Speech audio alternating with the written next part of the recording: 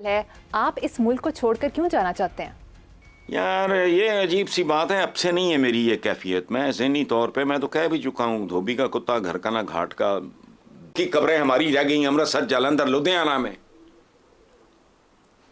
मैं कैसे अपने माँ बाप की कब्रें छोड़ जाऊं?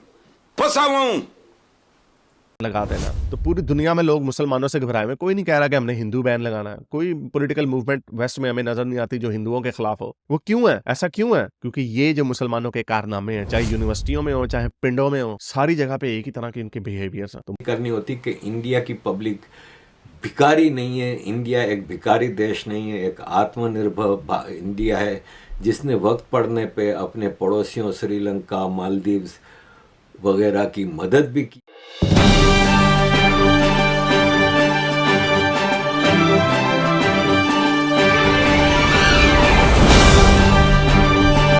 याद रखना, पाकिस्तानी माशरा शर के हवाले से पहचाना जाता है। झूठ के, मिलावट के, रिश्वत के, हराम के, बेअसूली के, बेआईनी के, इन हवालों से पहचान है दुनिया में हमारी। अपना पासपोर्ट तो देखो, मैंने किया यार उसको। अब पासपोर्ट आपका जलीलो खार हो गया तो आप मुझे मायूसी मार रहा हूं, आप मुझे खंजर मार रहे हो। वो उसका हक मार रहा है, वो उसका हक मार रहा है।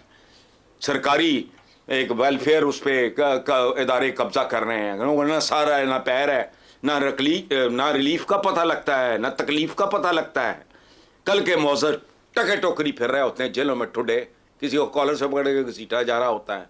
ऐसे नवाज शरीफ के वाले ने वो भी तकलीफ दे मंजर सी, चुक के उन्होंने डाले थे सुटिया लग गए बेनजीर दे जमाने। क्या है यहाँ?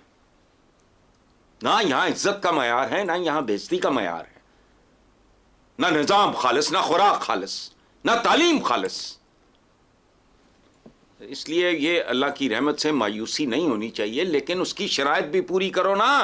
मैं अकेला क्या करूं, या आप क्या करो, या और जो कोई 2, 4, 10 करोड़ होगा। एक आखिरी बात सुन लो, ये मायूसी की बात करते हैं। माशरा एक कंपनी की तरह है, समझ लो, एक न्यूसेंस बनती है, लेकिन इसका असल नुकसान मुसलमानों को होता है। इस वक्त सबसे ज्यादा जो लोग डरते हैं और उस डर की वजह से जिस नफरत करते हैं वो मुसलमानों से करते हैं, क्योंकि उनके कारनामे ऐसे हैं। पूरी दुनिया में देख लीजिए, सिर्फ इंडिया में नहीं है। इंडिया में नेदरलैंड में तो बीजेपी नहीं है, वहां पे गिर्ट विल्डर्स क्यों आ गया? फ्रांस में मैक्रोन के बाद जो लमेरीन उसका नाम है, मुझे सही याद नहीं है उसका नाम, वो दरवाजे पे खड़का रही है। अगर आपको लगता है कि मैक्रोन बड़ा एंटी मोमिनीन है तो आपको समझ नहीं है। जब अगर आज फ्रांस में इलेक्शन हो जाएंगे तो वो जीत जाएगी और उसकी बातें आपको वो सारों को निकाल देगी वहां से। इस तरह के बहुत सारे लोग इंग्लैंड में, अमेरिका में ट्रंप ने कहा है कि अगली दफा आके उसे फिर से मुस्लिम बैन लगा देना। तो पूरी दुनिया में लोग मुसलमानों से घबराए हुए। कोई नहीं कह रहा कि हमने हिंदू बैन लगाना है। कोई पॉलिटिकल मूवमेंट वेस्ट में हमें नजर नहीं आती जो हिंदुओं के खिलाफ हो। वो क्यों है? ऐसा क्यों है? क्योंकि ये जो मुसलमानों के कारनामे हैं, चाहे यूनिवर्सिटियों में हो, चाहे पिंडों में हो, सारी जगह पे एक ही तरह के इनके बिहेवियर्स हैं। तो करनी होती कि इंडिया की पब्लिक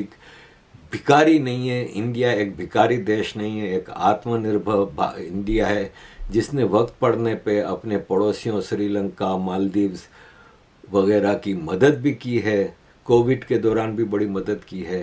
तो इंडिया को इन चीज़ों का मसला नहीं। ये बाकायदा दो एक सॉवरेन स्टेट्स हैं जो दो, उनके दरमियान ट्रेड की बात हो रही है। पाकिस्तान ने याददाश्तें साइन की हैं, यानी मेमोरेंडम ऑफ अंडरस्टैंडिंग साइन की हैं कि कोऑपरेशन बढ़ाया जाएगा दोनों देशों में। अब ये साइन कर लिया, बस अब या शेख भूल जाएगा। जैसे सऊदी अरब की $25 बिलियन की इन्वेस्टमेंट आ रही थी। इकोनॉमी का पाकिस्तान का ये हाल है कि वर्ल्ड बैंक के जो regional vice president for south Asia हैं, मार्टिन रेजर, उन्होंने कहा है कि पाकिस्तान की इकोनॉमी लो ग्रोथ ट्रैप में अटकी हुई है। पुअर ह्यूमन डेवलपमेंट और पॉवर्टी बढ़ रही है और पाकिस्तान का इस चक्रव्यूह से निकलने का कोई जो लतीफा मैंने सुना है, पूछ लो, सर्वे करा लो।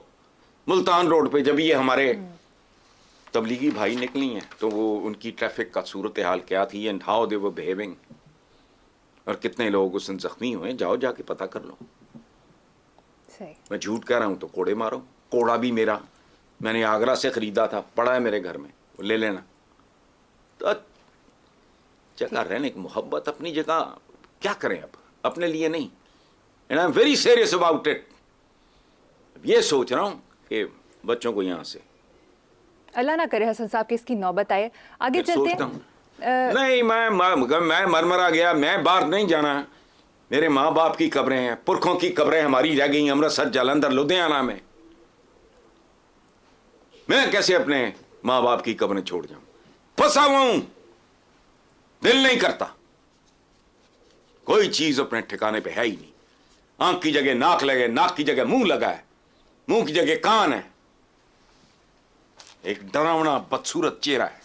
यही होगा जो अब हो रहा है। आपके खिलाफ एंटी मुस्लिम सेंटिमेंट जो है वो ज्यादा बढ़ रहा है और लोग आपसे डर रहे हैं। ये वो डर ऐसा नहीं है कि आप उनको कॉन्कर कर लेंगे। ये डर ऐसा है कि ये न्यूसेंस है, ये फाड़ देंगे, किसी को मार देंगे, जैसा कन्हैया लाल बेचारे को मार दिया, इस तरह की एक आधा मार देंगे। फिर उसके बदले में जो ब्लो बैक आता है वो लाखों मुसलमानों को इफेक्ट करता है। लेकिन मुसलमान ये चीज समझने के लिए तैयार ही नहीं है। ये समझते हैं कि हाँ, हम एक आधे को मार के उसको दबा देंगे। सलमान रुश्दी के ऊपर हमला कर दिया, क्या हुआ? वो बंदा जेल में सड़ा रहा। उसके बदले में मुसलमानों की कितनी पीआर खराब हुई। कितने लोगों ने वेस्ट में भी देख लिया कि यार ये तो कोई जंगली लोग हैं, ये तो कोई 8वीं सदी के मेडिवल किस्म के लोग हैं, बारबैरिक लोग हैं जो कुछ भी बर्दाश्त नहीं करते। और अब ये जो कॉन्फ्लिक्ट है इसराइल फलस्तीन का, उसके नतीजे में भी पूरी दुनिया की नजरें इन मुसलमानों के ये जो सो कॉल्ड प्रोटेस्ट हो रहे हैं उनके ऊपर लगी हुई, और सारी दुनिया के लोग डर रहे हैं। नेदरलैंड्स में गिर्ट विल्डर्स खुद कह रहा है कि मुझे खुद नहीं पता था कि मैं जीत जाऊंगा ये इलेक्शन। वो इलेक्शन जीत गया। अगर आज इलेक्शंस यूरोप में हो या पूरी दुनिया में कहीं पे भी हो, वहां पे जो फार राइट का जो नैरेटिव है, जो एंटी मोमिनीन्स है, वो पॉलिटिकल पार्टी जीत जाएगी। इसकी क्या वजह है? इसकी वजह यही है कि ये आपकी जो चिप है शोल्डर के ऊपर कि भाई ये किसी ने कह दिया तो हम नहीं छोड़ेंगे।